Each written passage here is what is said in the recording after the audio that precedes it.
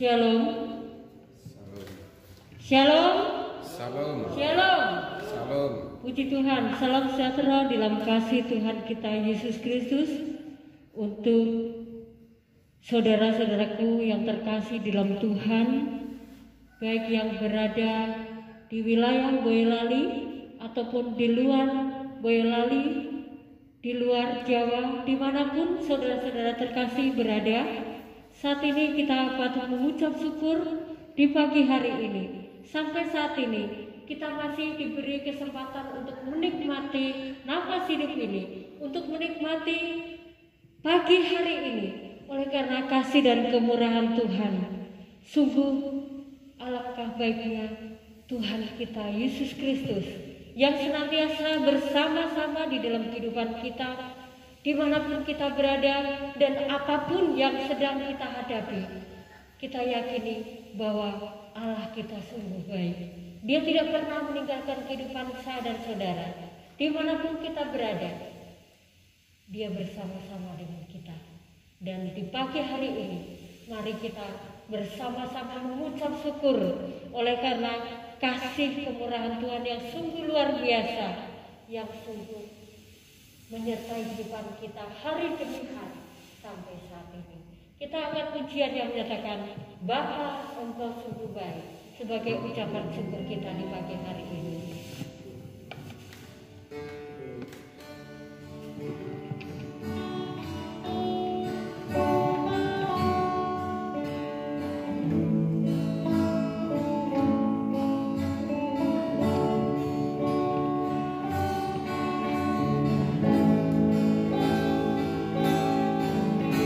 Bapa,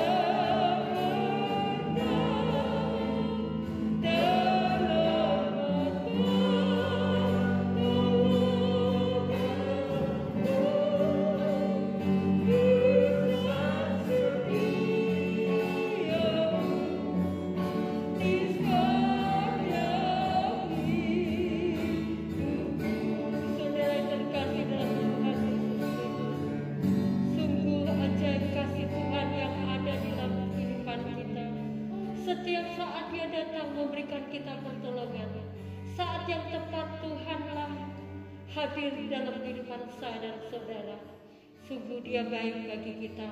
Oleh karena itu, mari kita mengucap syukur kepada-Nya karena kasih dan kemurahan-Nya yang sungguh luar biasa bagi kehidupan kita. Kita akan ujian ini sekali lagi, dan nanti Bapak Gembala akan membuka kita dengan doa untuk ibadah kita di pagi hari ini.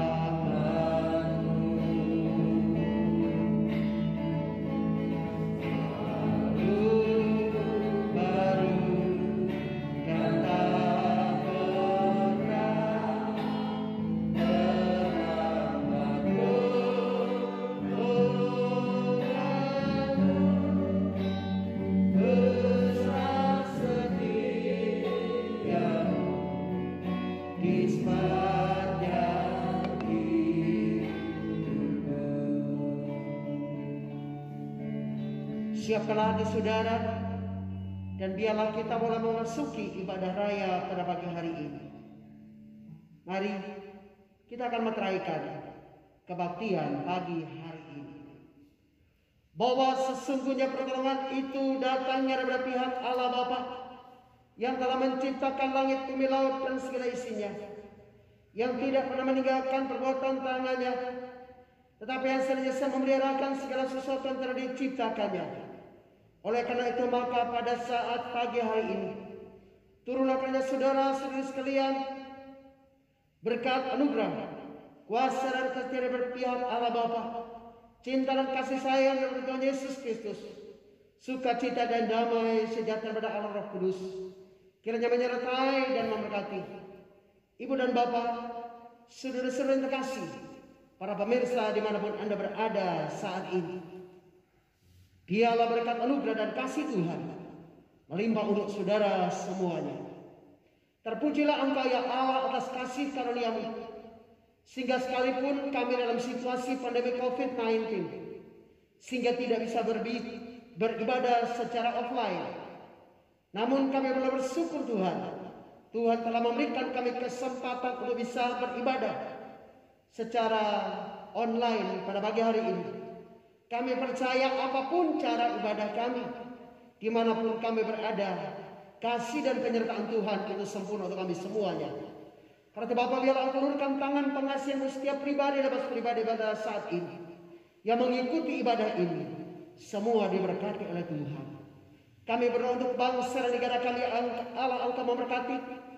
Jauhkanlah bangsa kami, jauhkanlah semua umat-Mu Bapa yang telah Engkau ciptakan dengan tangan kemahakuasaan-Mu. Pandemi COVID-19, biarlah Bapa kami boleh kembali beraktivitas dan boleh kembali melayani Tuhan sebagaimana biasanya. Mohon belas kasihan dan pengampunan-Mu jikalau sekiranya karena dosa dan kesalahan daripada kami semuanya. Sebagai umat ciptaan-Mu, Tuhan Yesus, ampuni kami. Dan kami juga berdoa Bapa untuk para pemimpin bangsa kami, bangsa dan negara kami Indonesia. Allah kiranya menyertai dan memberkati. Selamatkanlah bangsa kami, jauhkanlah bangsa kami dari pandemi COVID-19, bahkan berbagai tantangan, ancaman baik dari dalam maupun dari luar. Tuhan kiranya menjauhkan bangsa kami dari semuanya. Kelompok ataupun oknum-oknum tertentu yang berusaha untuk mengguncangkan akan bangsa kami, kesatuan dan kesatuan dari bangsa ini, Tuhan singkirkan dan jauhkan semuanya. Kami juga berdoa untuk kekasih-kekasih kami ya Allah yang saat ini sedang terpapar COVID-19, baik itu yang melakukan isolasi secara terpusat ataupun isolasi secara mandiri.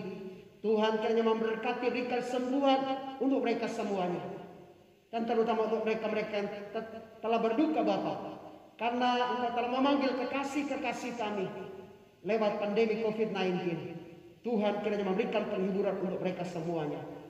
Hamba menyerahkan Bapa untuk gereja-gereja Tuhan di seluruh dunia ini, terutama Tuhan untuk seluruh cabang GPIAI di seluruh persada Nusantara, biarlah diberkati oleh Tuhan. Terutama untuk jemaat Tuhan di GPI Fatah Boyolali, biarlah diberkati oleh Tuhan. Dan harinya Bapa, hamba memeteraikan semua dalam tangan kuasa-Mu. Kalau sebentar lagi kami akan mendengarkan suara firman Tuhan, Allah kiranya memberkati. Haleluya. Amin. Puji Tuhan, saudara yang terkasih dalam Tuhan Yesus Kristus, sungguh luar biasa kasih Tuhan sampai saat ini. Walaupun kita tidak bisa bertatap muka di pagi hari ini dalam ibadah minggu ini, namun ingat bahwa Tuhan ada di antara kita. Kita bersatu di dalam Tuhan di pagi hari ini karena kasih Allah sungguh luar biasa. Mari untuk menyambut kebenaran firman Tuhan, kita angkat pujian Bapak Tuhan.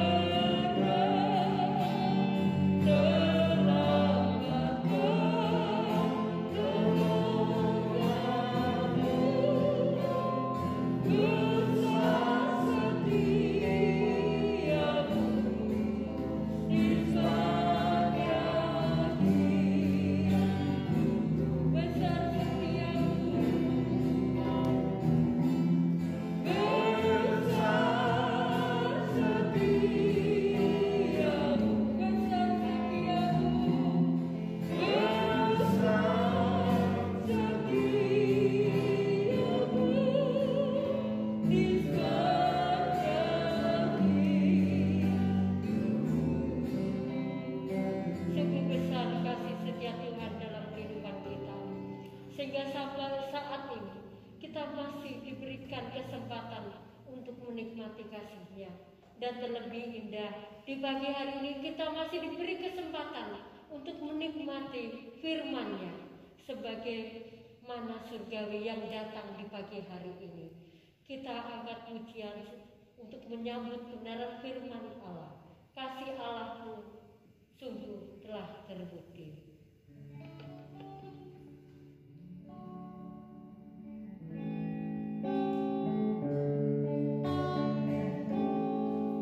Kasih Allah-Ku sungguh telah terbukti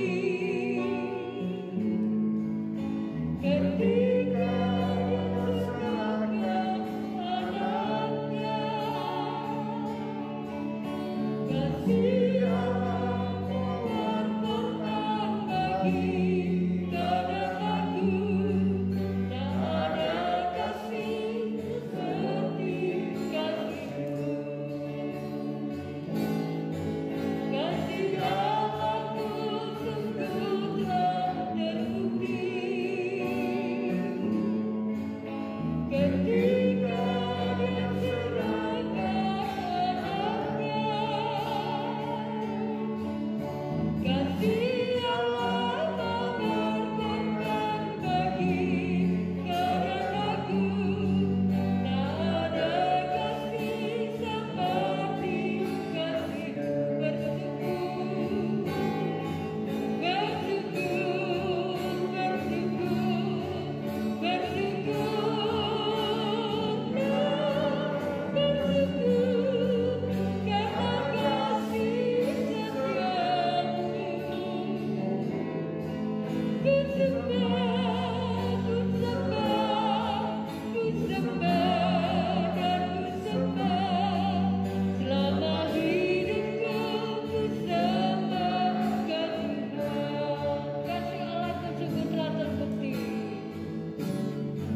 Kasih Allah-Ku sungguh telah terbukti ketika Dia serahkan anaknya. Kasih Allah berkorban bagi karena-Ku, tak ada kasih seperti kasih-Mu.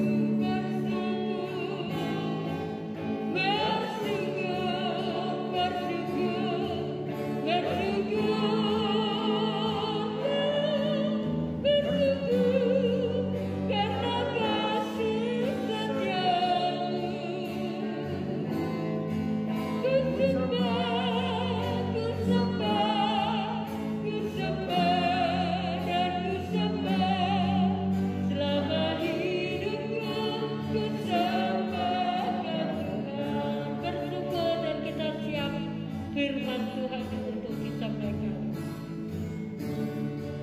Bersyukur, bersyukur, bersyukurlah, bersyukur karena kasih setia-Mu. Ku sembah, ku sembah, ku sembah dan ku sembah. Selama hidupku ku sembah Kau Tuhan. Selama hidupku ku sembah Kau Tuhan. Selama hidupku ku sembah Kau Tuhan. Haleluya, haleluya. Terpujilah nama-Mu Bapa kami yang mengasihi kami di dalam nama Tuhan Yesus Kristus. Di pagi hari ini sungguh kami bersyukur karena kami ada hari ini. Semuanya karena berkat pemeliharaan dan penyertaan-Mu dari kehidupan kami hari-hari kemarin. Sehingga dengan tuntunan tangan kuasa-Mu Engkau membawa kami sampai pada hari ini. Hari yang indah bagi kami, hari yang penuh dengan kasih karunia. Dan Dan pada pagi hari ini kami mempersiapkan hati kami untuk menerima berkat kebenaran-Mu ya Tuhan. Maka saat ini kami membawa hidup kami membuka hati kami, dan kami mempersilakan Roh Kudus berkarya di dalam kehidupan kami, menyatakan hikmat dan pengertian yang berasal daripada-Mu, sehingga ketika kebenaran firman Allah diberitakan, firman-Mu itu masuk dan menjadi rema di dalam kehidupan kami. Kami dapat memahami kebenaran firman-Mu ini, sehingga firman-Mu ini membangun kehidupan kami, dan kami bertumbuh dan menghasilkan buah yang bisa kami persembahkan untuk hormat dan kemuliaan nama-Mu ya Bapa.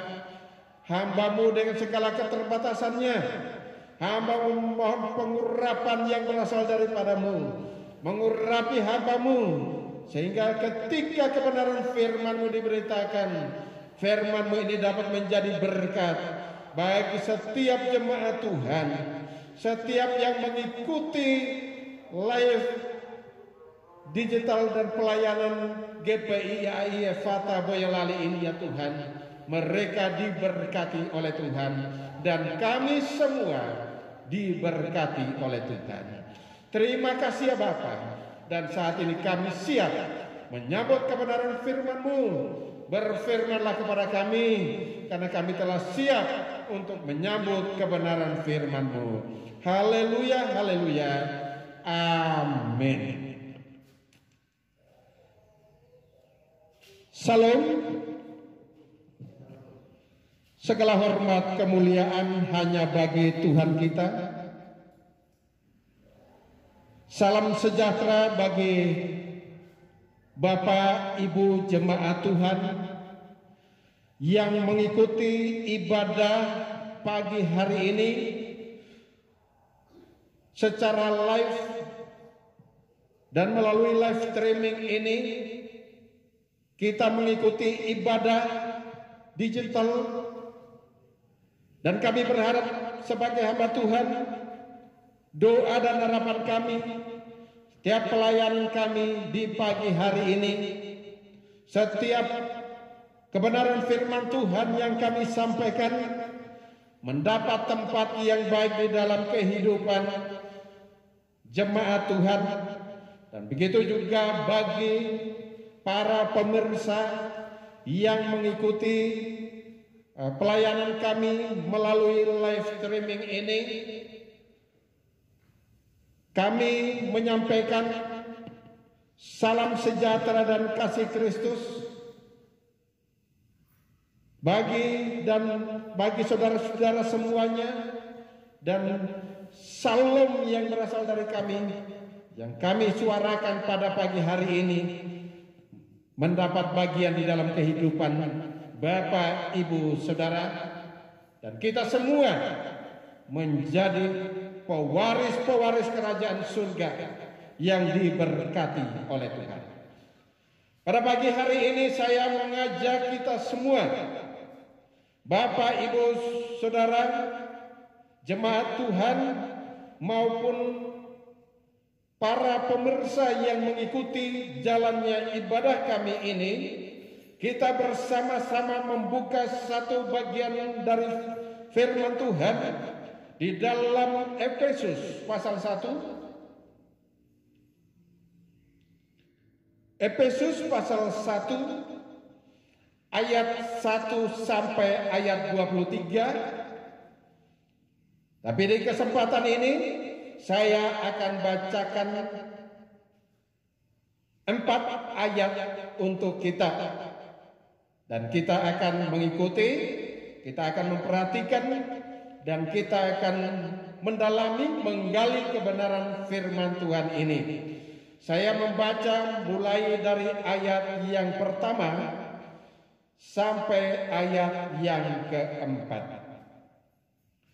Demikianlah yang tertulis dari Rasul Paulus, Rasul Kristus Yesus oleh kehendak Allah, kepada orang-orang kudus di Efesus, orang-orang percaya dalam Kristus Yesus, kasih karunia dan damai sejahtera dari Allah Bapa kita dan dari Tuhan Yesus Kristus menyertai kamu.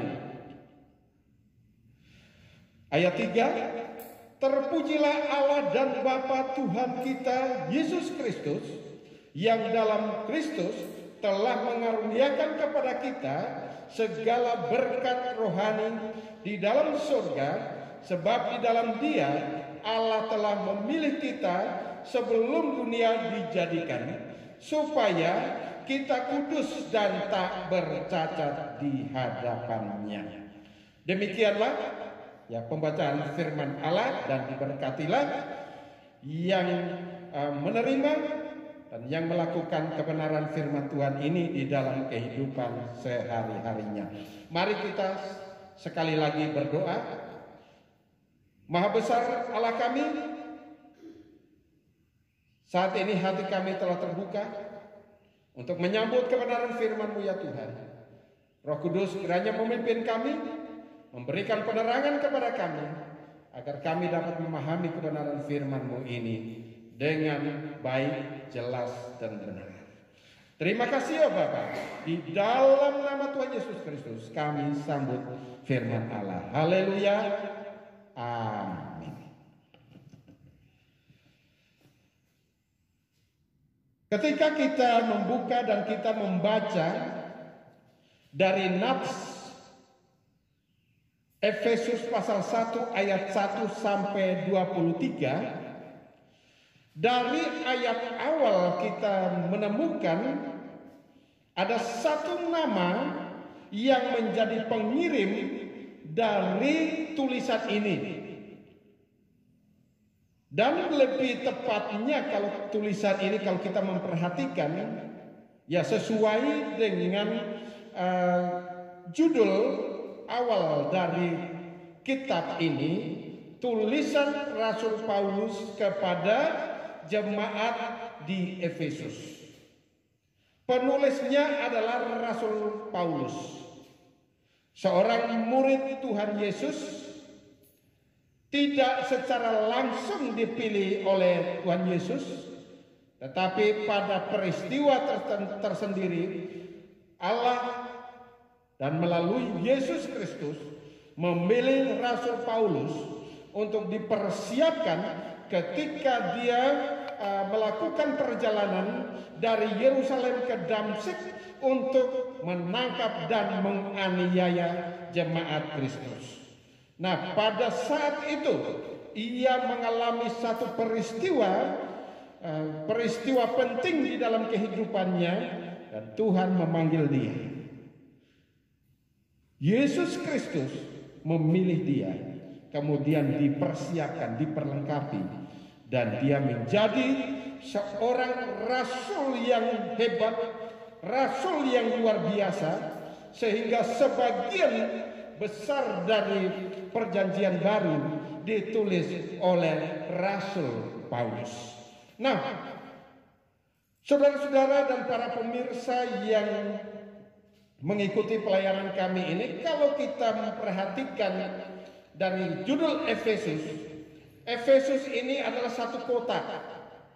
Nah, salah satu kota dari provinsi di Roma pada waktu itu, dan ini kota yang keempat. Dia memiliki pelabuhan di muara satu sungai besar pada waktu itu, sehingga mereka sering berhubungan dengan negeri-negeri lain, masuk ke sana, sehingga kota Efesus ini menjadi terkenal, dan mereka rakyat yang ada di kota ini, mereka hidupnya makmur. Selama 6 abad kota ini berdiri. Dari sejak Paulus menulis surat ini, Efesus, kota Efesus ini sudah ada 6 abad, berarti dia sudah ada dari tahun sebelum Masehi. Ya paling tidak ya 6 abad sebelum Masehi, kurang lebihnya seperti itu. Nah, di sana ada satu dewi yang disembah atau dipercayai, dan rakyat di kota Efesus ini, mereka menjadikan dewi ini menjadi dewi penolong. Penolong bagi generasi-generasi penerus dari negeri Efesus, di Efesus ini, di kota Efesus ini. Ya, siapa dewi ini? Di sini dewinya bernama Dewi Artemis. Dewi Artemis ini adalah dewi penolong untuk para perempuan. Dewi penangkal untuk penyakit-penyakit yang berhubungan dengan perempuan, dan dewi yang menolong ketika dari ibu-ibu ini ketika mereka melahirkan bayi-bayi yang lahir ini, mereka percayai bahwa Dewi Artemis inilah yang menolong mereka. Dengan kata lain, penerus generasi-generasi yang ada di kota Efesus ini, mereka mempercayai bahwa penolongnya itu adalah Dewi Artemis. Nah, di sini Paulus hadir, kemudian memberitakan Injil ke Efesus. Dan di Efesus ini berdiri jemaat. Orang-orang kudus ada di Efesus. Nah, tapi orang-orang percaya yang ada di Efesus ini, mereka hidup di tengah-tengah kehidupan rakyat yang percaya kepada Dewi Artemis. Di sana ada kuil yang dibangun, dipersembahkan kepada Dewi Artemis, sesembahan mereka. Kemudian Paulus masuk membawa berita sukacita, dibangunlah satu jemaat. Maka kalau kita perhatikan dari tulisan Rasul Paulus ayat pertama dan ayat kedua, dia menyebut orang-orang kudus kepada orang-orang kudus. Ya, jemaat, ya, orang-orang percaya yang ada di Efesus. Dia tujukan ke sana. Kemudian kita perhatikan di ayat 1 dan 2 ini, Paulus mendahuluinya dengan kata salam. Salam dari Paulus kepada jemaat-jemaat di Efesus. Salam ini bukan hanya sekedar salam biasa. Tetapi kalau kita selidiki, kita perhatikan ayat 1 dan 2 ini, salam ini mengandung shalom. Iya. Shalom ini adalah satu ucapan yang mengandung hawa positif yang dikeluarkan, memberikan damai sejahtera kepada penerima itu. Ketika dia mendengar dan menerima damai sejahtera, kesejukan itu masuk di dalam hatinya, kemudian dia merasakan itu dan dia merasa tenang. Ya, dia merasa hatinya itu tenang, ada damai sejahteranya. Nah, inilah yang selalu dalam surat Rasul Paulus, dia mengawali dengan salam ini kepada jemaat Tuhan kemanapun ia mengirim suratnya. Dan pada nats ini Rasul Paulus menulis dan mengirim suratnya ini kepada jemaat di Efesus. Jadi kita lihat yang pertama di sini. Ini adalah satu metode yang dipakai oleh Rasul Paulus untuk membangun kehidupan rohani dari jemaat di Efesus. Kita saat ini kita ibadah saja secara live stream, secara live, online, dengan ibadah digital, ya, virtual, ya. Kenapa ini terjadi? Karena saat ini ada katakanlah bencana yang melanda negeri kita, bencana alam, dan juga ada pandemi ya dari COVID-19 ini yang tadi didoakan oleh Bapak Gembala.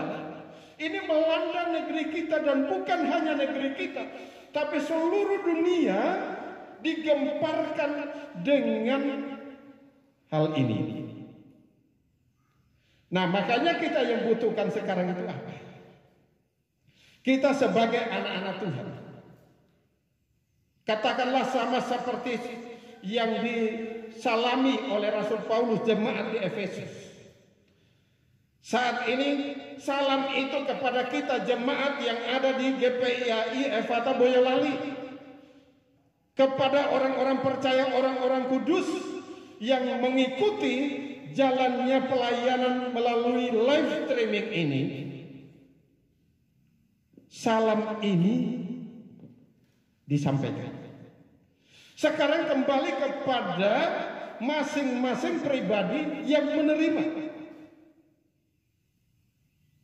Nah, kalau kita menerima, ini akan masuk di dalam kehidupan kita.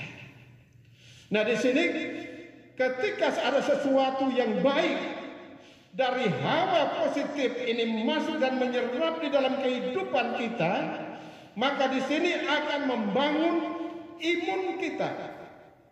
Maka yang perlu kita jaga ini imun, iman, maka kita aman. Gitu ya. Ya, kita harus jaga imun. Menjaga imunnya itu dengan cara apa? Ya, kita mungkin makan makanan yang bergizi, bernutrisi, mengandung vitamin C, D, E.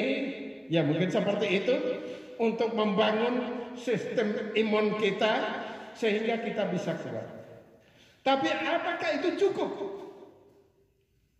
Kalau hanya membangun imun dengan menjaga supaya kita kuat. Saya memperhatikan juga tidak sedikit orang yang saking menjaga justru malah dia dipanggil oleh Tuhan. Ya, banyak sekali. Saking hati-hatinya, tahu-tahu terkena. Banyak hamba-hamba Tuhan juga banyak yang kena. Ya, ada ya. Kalau dari nasional ya, ini banyak juga yang kena. Jemaat juga ya seperti begitu, banyak yang kena. Mereka sudah berhati-hati. Nah, ternyata kita berhati-hati menjaga imun itu penting sekali. Tetapi harus ditambah satu untuk mempersiapkan kita setelah selesai perjalanan kita di dalam dunia ini, kita masuk lagi kepada dimensi yang lain, yaitu kepada yang kekal, yang baka ini. Sekarang kita bukan hanya mempersiapkan imun kita. Karena seseorang itu kalau dia dipanggil pulang oleh Tuhan, dia tidak ditanya, oh imunmu itu kuat atau tidak. Ada yang badannya sehat tidur saja tidak, paginya sudah tidak bangun, itu juga ada. Ada yang badannya sehat tersandung aja jatuh, ya sudah tidak ada, alias meninggal. Nah, makanya ini kita sebagai orang-orang percaya dengan kebenaran firman Tuhan ini mengingatkan kita supaya imun itu perlu dijaga, tetapi iman ini juga kita perlu tumbuh kembangkan. Bagaimana caranya? Kita harus lebih dekat lagi kepada Tuhan.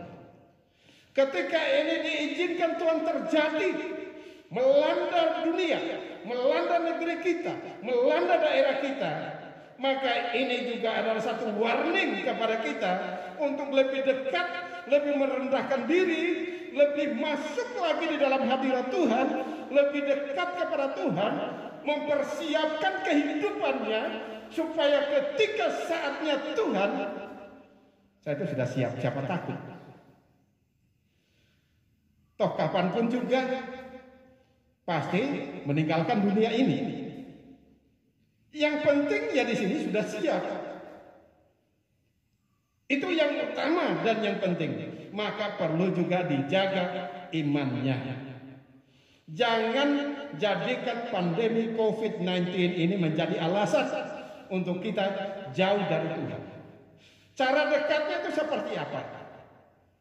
Saat ini Bapak Ibu Saudara sudah melakukan, mengikuti pelayanan kami melalui live streaming ini, mengikuti pelayanan virtual pada pagi hari ini. Ini adalah satu usaha yang sudah dilakukan di antara yang lain-lainnya yang harus kita lakukan supaya kita semakin lebih dekat kepada Tuhan.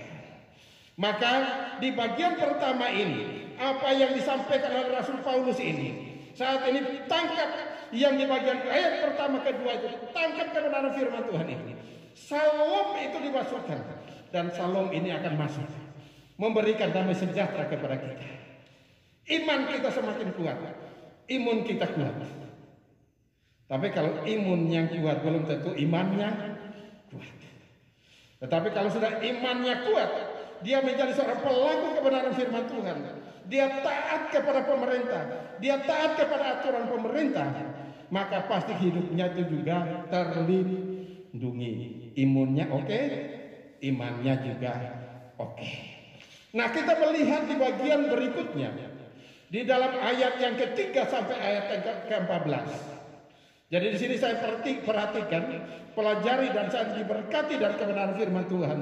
Ada 3 hal yang diperhatikan dari ayat pertama sampai ayat 23 ini. Bagian yang kedua dari ayat yang ke-3 sampai ayat 14. Di dalam suratnya Rasul Paulus itu ada pujian pengagungan atas kasih karunia Allah. Ada pujian pengagungan atas kasih karunia Allah. Seperti apa pujiannya di situ? Dia menaikkan pujian pengagungan kepada Allah karena dia melihat anugerah Allah yang sudah Allah lakukan, Allah berikan bagi orang-orang percaya. Dan anugerah apa di sini? Ya, di ayat yang ketiga ada tertulis di situ, berkat rohani di surga. Ditambah lagi di situ, semua berkat rohani yang ada di surga itu anugerah yang diberikan oleh Allah kepada orang-orang percaya. Orang-orang percaya di sini dalam surat Rasul Paulus memakai kata kami, kamu, kita. Kami itu adalah Rasul Paulus dengan orang-orang yang menyertainya di dalam pelayanan pekerjaan Tuhan. Kamu itu adalah jemaat yang menjadi penerima dari suratnya. Dan kita adalah semua orang percaya.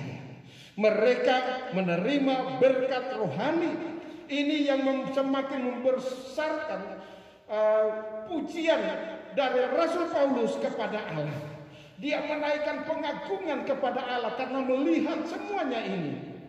Semuanya, baik di jemaat, baik di para hamba Tuhannya, baik di aktivis gerejanya, semuanya itu menerima anugerah dari Allah dengan iman, berpegang kepada firman Tuhan. Semua berkat rohani di dalam kerajaan surga telah menjadi bagianku, diterima dengan iman. Kemudian di bagian yang berikutnya itu, di dalam ayat yang keempat, anugerah berikutnya menjadi orang pilihan dari sebelum dunia dijadikan. Wah, luar biasa. Yang kita tahu, kalau saya melamar sebagai seorang CPNS, ya, kalau saya diterima, ya saat itu berarti saya ditetapkan menjadi seorang anggota CPNS. Tetapi ternyata bagi anak Tuhan, sebagai orang-orang percaya, ada prioritasnya di sini. Ternyata Tuhan memilih dia itu sebelum dunia dijadikan. Kok bisa? Jangankan lahir, sebelum dunia dijadikan aja sudah dipilih. Nah, inilah ketetapan Allah bagi orang-orang yang dipilih oleh Tuhan. Tidak semua orang menerima ini, tetapi ada orang-orang tertentu yang dipilih oleh Tuhan masuk di dalam pilihan ini. Bersyukurlah kita. Bersyukurlah Bapak Ibu Saudara jemaat Tuhan. Bersyukurlah saudara-saudara pemirsa yang mengikuti jalannya pelayanan ini. Ketika saudara masuk di dalam pilihan ini seharusnya kita melihat satu teladan yang baik. Semakin perbesarlah pujian pengagunganmu kepada Tuhan. Kemudian di bagian berikutnya, memperoleh status menjadi anak-anak Allah. Mereka yang percaya kepada Allah melalui Yesus Kristuslah mereka yang bisa disebut sebagai anak-anak Allah. Di luar Kristen tidak ada yang menerima status sebagai anak Allah ini. Yang ada hanya ada di dalam Injil Kristus. Mereka yang terima Injil Kristus, yang percaya kepada Tuhan Yesus, menerimanya sebagai Tuhan dan Juru Selamat, mereka inilah yang menerima status sebagai anak Allah. Bersyukurlah kepada Tuhan.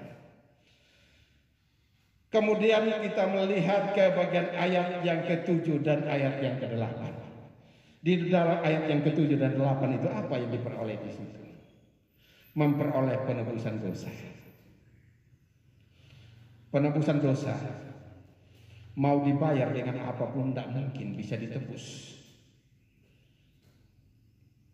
Kalau hutang ya mungkin bisa ditebus karena punya saudara yang kaya atau punya teman, punya sahabat miliarder, mungkin dia bisa membantu dia membayar. Tapi yang berhubungannya dengan dosa yang menghambat seseorang untuk masuk ke surga, ya, bisa menjadi pewaris kerajaan surga, dosa ini menjadi penghambat, ditebus tidak bisa. Oleh siapapun tidak bisa menebus dosa. Ya satu-satunya itu harus menerima satu anugerah dari Tuhan. Anugerah apa itu? Penebusan dosa. Melalui apa? Ya melalui yang dilakukan oleh Tuhan Yesus. Lebih mengasihi kita, menyerahkan nyawanya untuk menebus dosa dan salah kita. Maka kita dari tahun ke tahun tidak perlu mengadakan dan merayakan yang namanya Hari Raya Korban. Kenapa? Karena zaman dulu agama-agama terdahulu mereka merayakan ini. Contohnya seperti agama Yahudi. Ketika mereka berdosa, mereka mempersembahkan korban melalui imam kepada Allah. Tetapi ketika kita percaya kepada Tuhan Yesus, cukup hanya sekali tubuh yang dipersiapkan oleh Allah, yang dimana firman-Nya itu, yang wujud roh itu masuk ke dalam tubuh itu, yang menjadi manusia. Cukup tubuh itu yang dipakai menjadi satu korban untuk semua orang yang percaya kepada Tuhan Yesus Kristus. Maka diambil wujud persembahan yang lebih tinggi dari binatang, yaitu memakai tubuh manusia.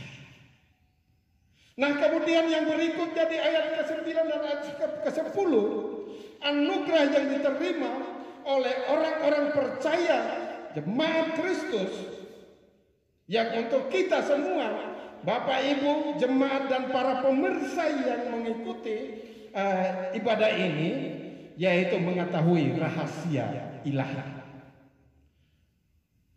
Tidak ada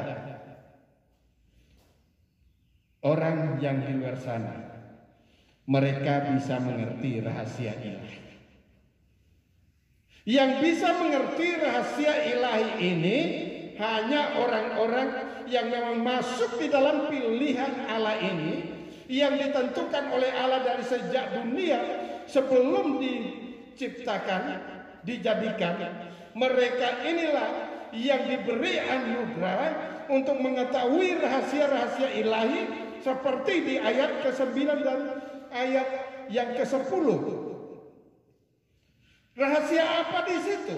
Yaitu rahasianya Allah itu mulai mempersatukan orang-orang percaya. Orang-orang percaya dipersatukan. Hanya saat sekarang itu kok susah sekali orang percaya itu kok mau dipersatukan. Justru malah bisa jadi tanda tanya.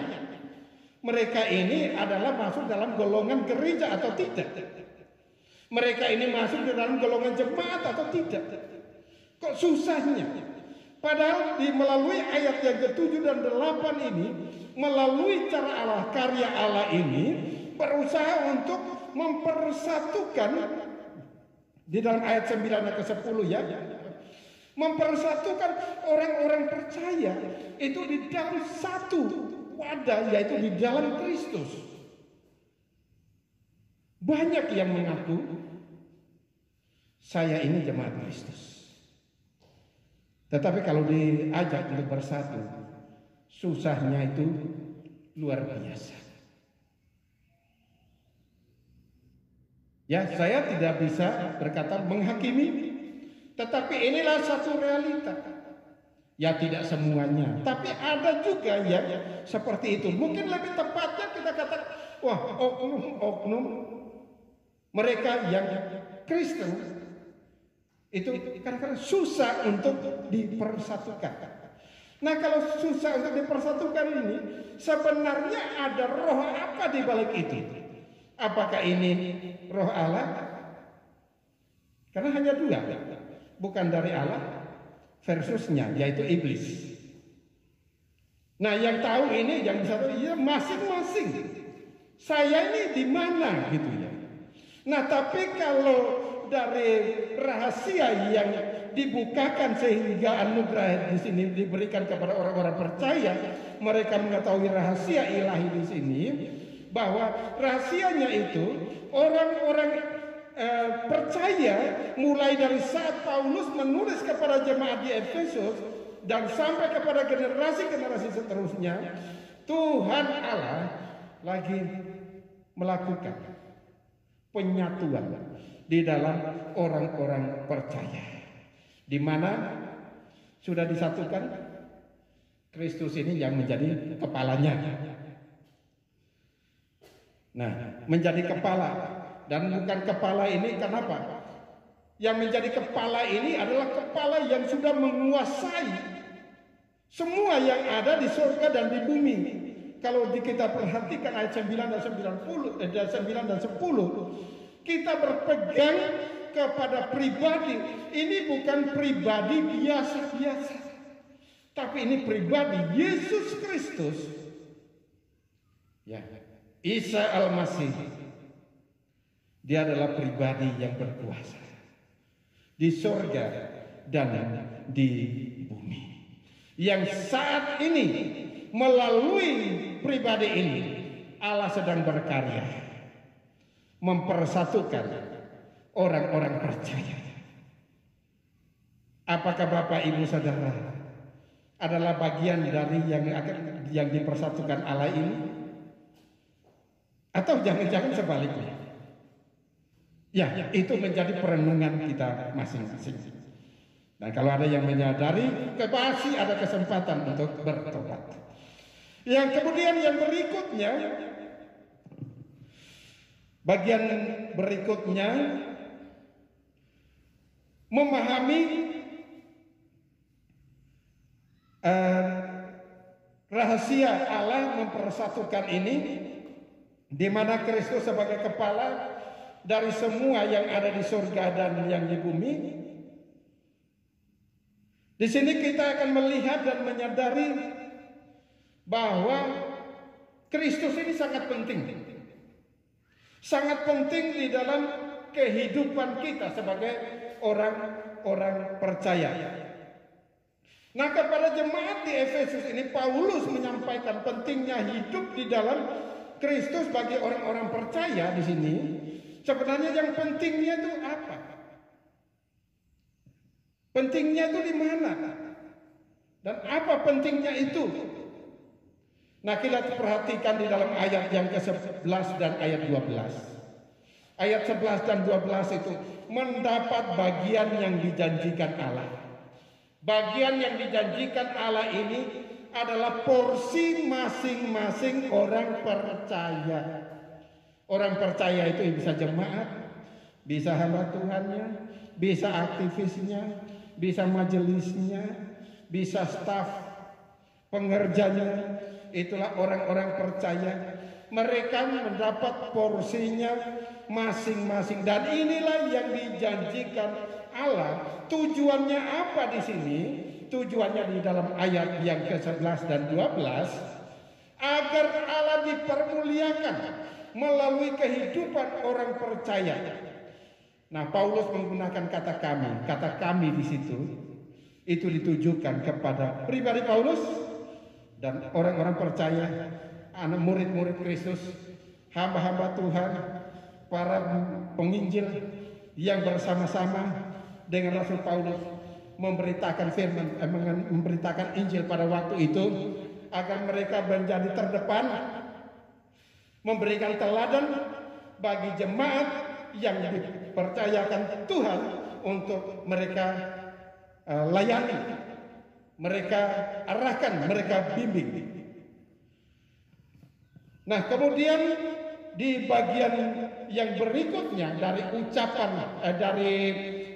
pujian pengakuan Rasul Paulus ini,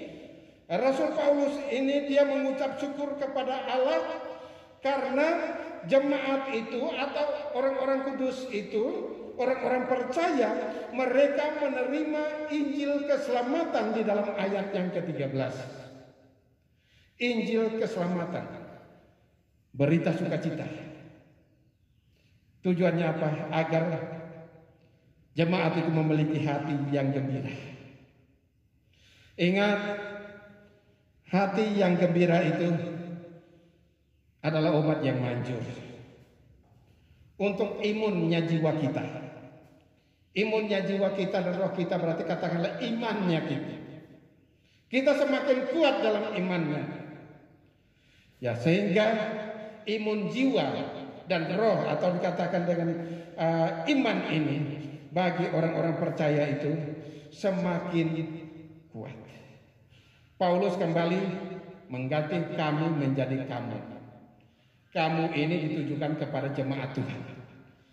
Jemaat Tuhan yang ada di Efesus, jemaat Tuhan yang ada di GPIAI Efata Boyolali, jemaat Tuhan yang ada di setiap gereja Tuhan yang ada di negeri ini, jemaat Tuhan yang ada di setiap gereja yang ada di dunia ini, ditujukan kepada orang-orang percaya bahwa mereka telah menerima anugerah dari Tuhan. Anugerah apalagi yang berikutnya di dalam ayat yang ke-13b sampai 14, dimateraikan menjadi milik Allah. Dimateraikan menjadi milik Allah, menjadi medianya, ya, yang dipakai untuk materai menjadi milik Allah, dimateraikan menjadi milik Allah itu adalah Roh Kudus. Ya, di dalam ayat yang ke-13b sampai ayat yang ke-14, yang Roh Kudus. Maka kalau ia menerima jaminan dengan Roh Kudus itu, maka seseorang itu dia bisa layak untuk menerima jaminan penebusan dosa dan menjadi milik Allah. Dengan kata lain, seseorang tidak mungkin menjadi milik Allah kalau dosanya itu belum ditebus. Dan dosa ditebus, percaya kepada Tuhan Yesus, dosa ditebus. Ketika sudah ditebus, dimateraikan dengan Roh Kudus, sudah sah dengan materai Roh Kudus, baru menjadi milik Allah. Ya, ini adalah anugerah yang membuat Rasul Paulus itu selalu menaikkan pujian pengagungan kepada Tuhan. Apakah kita memiliki pujian pengagungan ini? Kita setiap saat, setiap waktu menaikkan pujian pengagungan kepada Tuhan. Wah, terima kasih Tuhan, Engkau dahsyat, Engkau luar biasa. Engkau telah menganugerahkan kepadaku anugerah kasih karunia yang besar untuk orang-orang percaya, untuk jemaat-jemaat Tuhan. Pertanyaannya, apakah kita sudah melakukan seperti itu? Seperti yang dilakukan oleh Rasul Paulus. Kalau kita melakukan ini, kita akan melihat pertumbuhan gereja itu akan terjadi dari pujian-pujian pengagungan yang kita naikkan kepada Tuhan atas anugerah-anugerah Allah yang besar dan dahsyat yang sudah dilakukan dan diberikan kepada jemaat, kepada gereja, kepada orang-orang percaya, kepada orang-orang kudus. Itu akan terjadi pemulihan dan itu terjadi. Nah, di bagian yang ketiga, bagian hal yang ketiga di sini yang mendatangkan kasih Allah dalam kesatuan tubuh Kristus, yaitu gereja. Kasih Allah, hal yang menghadirkan kasih Allah dalam kesatuan gereja yang bagian ketiga, ya yang pertama ya memancarkan shalom, yang kedua menaikkan pujian pengagungan, dan yang ketiga itu ucapan syukur. Ya, ucapan syukur dan doa untuk jemaat. Nah, Paulus melakukan ini, dia mengucap syukur dan berdoa untuk orang-orang kudus yang ada di Efesus. Ini memperlihatkan tentang satu apresiasi terhadap semua yang telah dilakukan orang-orang percaya. Jadi apa yang dilakukan itu perlu mendapat apresiasi. Paulus ini melakukan dan ini memberikan satu teladan yang baik. Dia mengucap syukur dan ucapan syukurnya itu dia sampaikan melalui tulisan. Dia sampaikan kepada orang kudus, kepada jemaat yang di Efesus, supaya jemaat itu tahu itu. Nah, ketika jemaat tahu akan hal itu, ada apresiasi dari seorang Paulus, dari seorang hamba Tuhan. Maka jemaat tahu, ternyata kita semua dalam surat Rasul Paulus kami, yaitu Rasul Paulus dan para hamba-hamba Tuhan yang lain, kamu yaitu mereka yang menerima sebagai jemaat Tuhan yang ada di Efesus, dan kita yaitu ya semua hamba Tuhan, jemaat, dan semua yang terlibat dan yang percaya kepada Tuhan Yesus, mereka menerima semua anugerah ini. Dari situ mereka semakin kuat, semakin berkobar-kobar lagi semangatnya. Ya, waktu-waktu yang lalu ada jemaat yang berkata, yang penting walaupun apinya kecil tapi dibiarkan menyala. Ya, maka api ini akan menyala dan terus nanti lama-kelamaan akan berkobar-kobar, dan api roh itu akan membakar, dan dari membakar ini timbul gebrakan terjadi. Nah, apa saja yang dilakukan di sini? Dari ucapan syukur Rasul Paulus ya terhadap jemaat di Efesus ini, kita lihat ayat yang ke-15 dan ayat yang ke-16. Ayat yang ke-15 dan ayat 16, jemaat Efesus telah mempraktekkan imannya dengan baik, melalui tindakan kasih nyata kepada semua orang kudus. Karena Rasul Paulus tulisannya di situ, aku mengucap syukur. Ya, karena sudah ya menunjukkan kasihnya, imannya dan perbuatan tindakannya itu kepada semua orang-orang kudus melalui laku perbuatan. Jadi iman itu harus disertai dengan perbuatan. Kalau tidak disertai dengan perbuatan dikatakannya mati.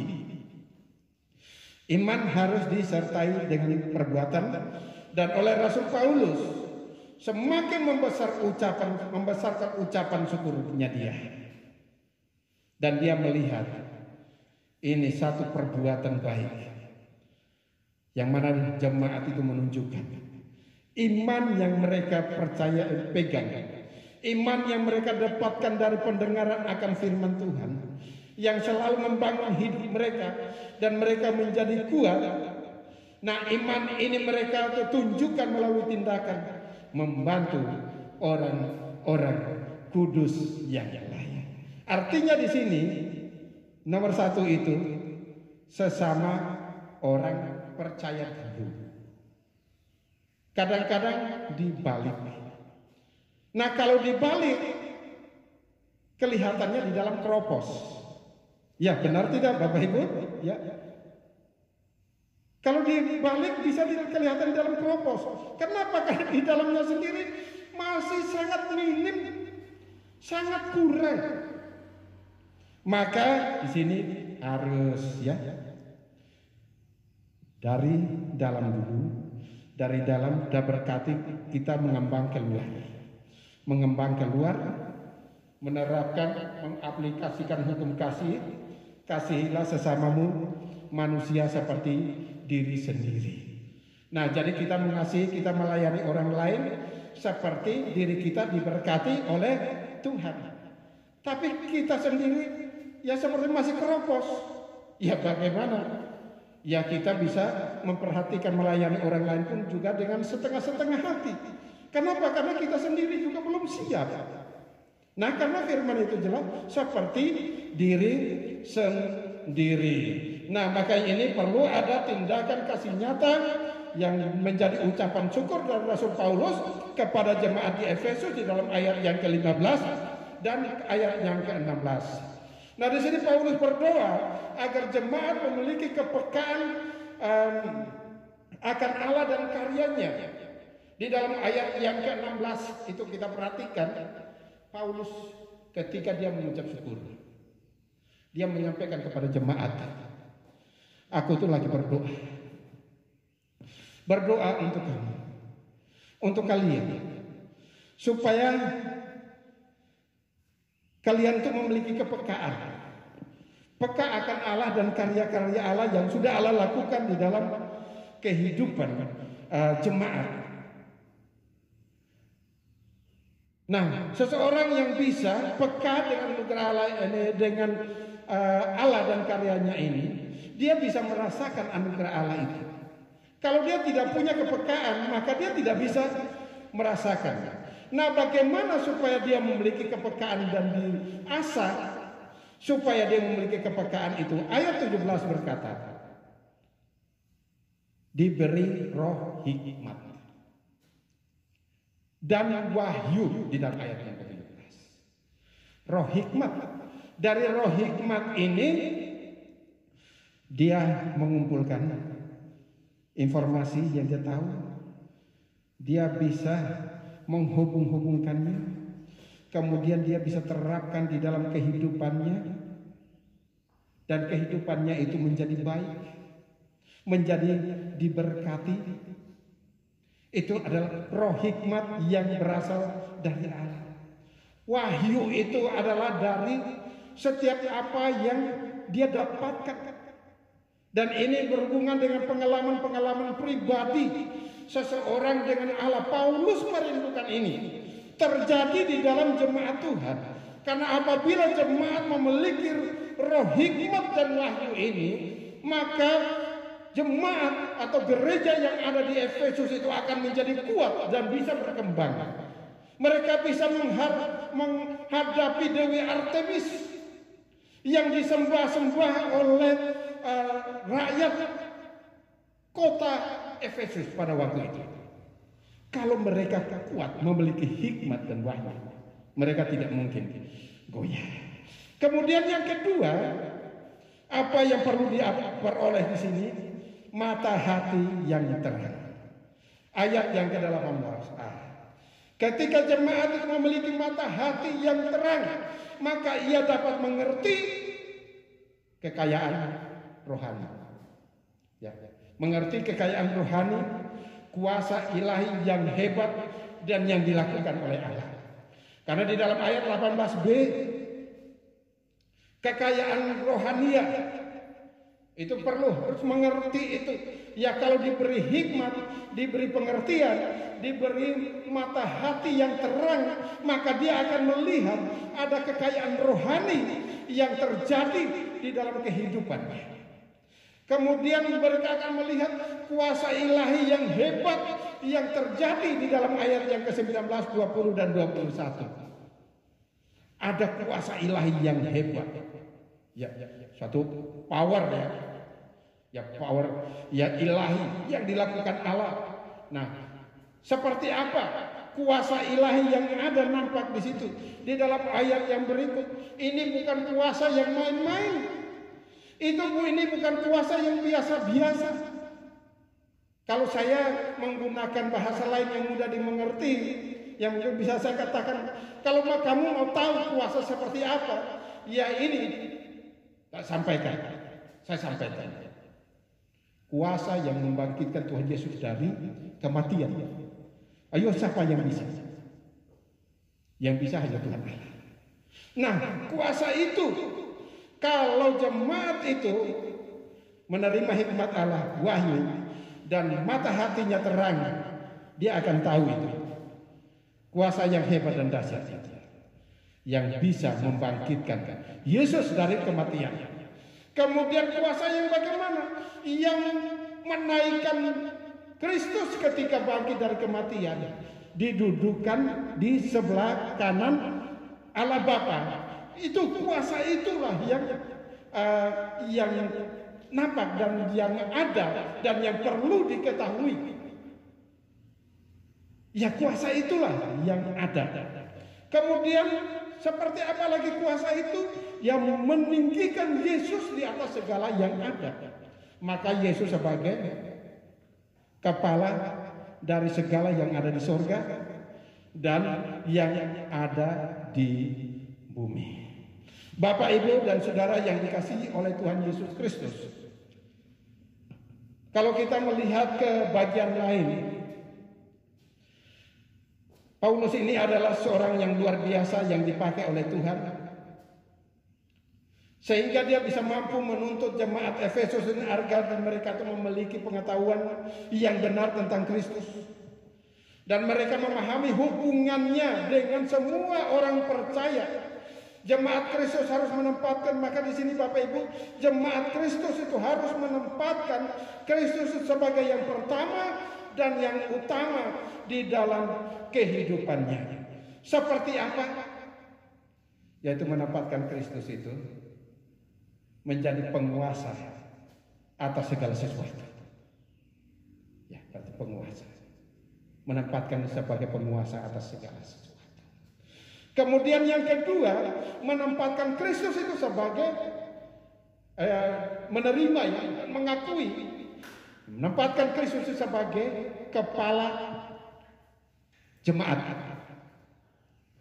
Kalau sebagai kepala jemaat, tidak ada pertikaian di dalam jemaat. Tidak ada pertikaian di dalam sesama orang percaya.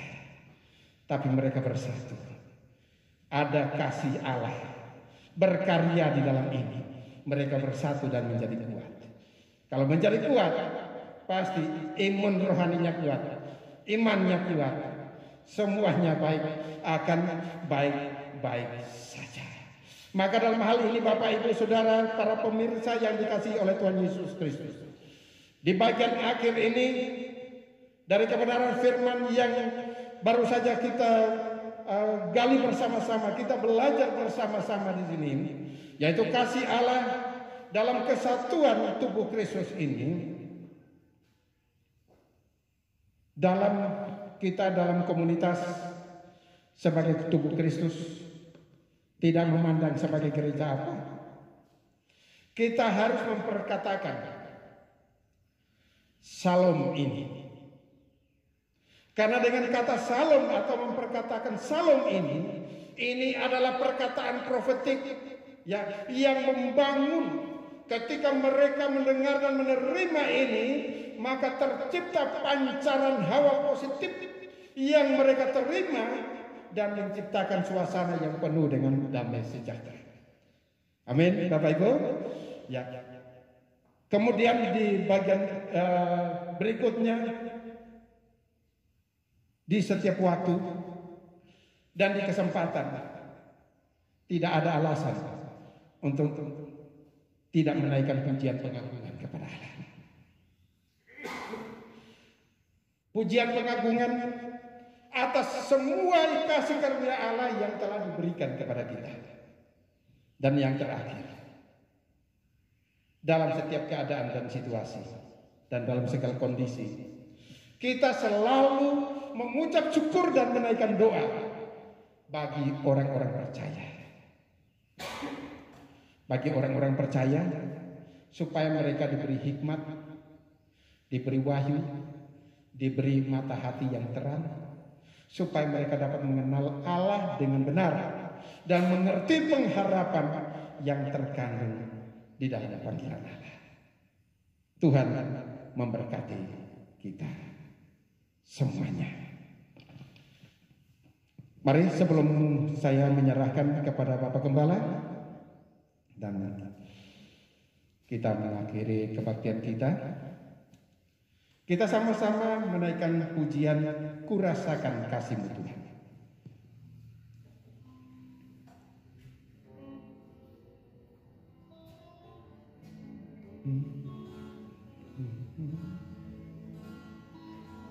Kurasakan kasih-Mu Tuhan, kurasakan kuasa-Mu Tuhan, kurasakan kasih kuasa Roh Kudus, kurasakan kehadiran-Mu, kurasakan kasih-Mu Tuhan, kurasakan kasih-Mu Tuhan, haleluya. Kurasakan kuasa-Mu Tuhan, kurasakan kasih kuasa Roh Kudus, kurasakan kehadiran-Mu. Katakan bersama, curahkanlah kuasa-Mu Tuhan, mujizat terjadi di tempat ini. Curahkanlah kuasa-Mu Tuhan, mujizat terjadi sekarang ini. Curahkanlah kuasa-Mu Tuhan, mujizat terjadi di tempat ini. Haleluya. Curahkanlah kuasa-Mu Tuhan, mujizat terjadi sekarang ini. Mujizat terjadi, mujizat terjadi sekarang ini. Bapa Surgawi, sungguh hati kami bersukacita karena dengan kebenaran firman-Mu telah menyegarkan hati dan jiwa kami. Hamba-Mu telah menyampaikan sabda kebenaran firman-Mu ya Tuhan. Sekarang bagian Roh-Mu yang kudus menanamkan di dalam kehidupan pribadi demi pribadi, agar mereka mendapat penerangan yang baik untuk memahami kebenaran firman-Mu ya Bapa. Apabila ada hal-hal yang belum disingkapkan dari kebenaran firman-Mu, Roh Kudus membantu kami agar semuanya itu tersingkap dan kami diberkati oleh Tuhan. Kami terus ditumbuh kembangkan dan terus memandang kepada pribadi Tuhan Yesus yang besar untuk kami berkarya, terus berjuang untuk mencapai rencana Allah yang terbaik untuk kehidupan kami. Terima kasih ya Bapa. Terpujilah nama-Mu kekal selama-lamanya. Di dalam nama Tuhan Yesus Kristus kami sudah berdoa dan mengucap syukur. Haleluya. Amin. Waktu selanjutnya saya kembalikan kepada Bapak Gembala.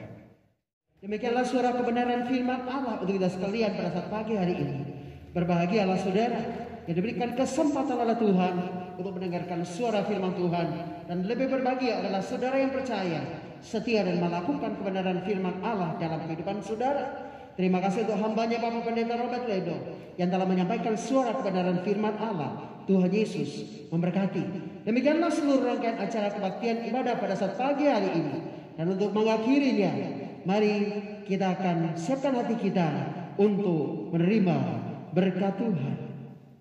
Kiranya berkat anugerah, kuasa dan kasih dari pihak Allah Bapa, cinta dan kasih sayang dari Tuhan Yesus Kristus, sukacita dan damai sejahtera pada Allah Roh Kudus, kiranya menyertai dan memberkati Ibu dan Bapak, saudara-saudara terkasih, para pemirsa dimanapun Anda berada saat pagi hari ini, hingga hari Maranatha, bahkan sampai selama-lamanya. Haleluya. Amin. Bapak, terima kasih. Bapak, terima kasih. Bapak, terima kasih.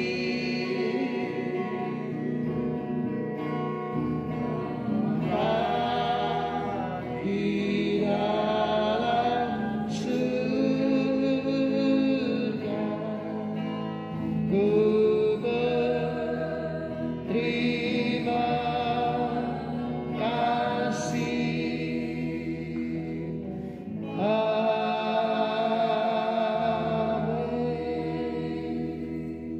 Demikianlah seluruh rangkaian acara kebaktian pada pagi hari ini. Sampai berjumpa kembali dengan kami, keluarga besar GPF Hatta Boyolali, pada waktu dan kesempatan yang akan datang.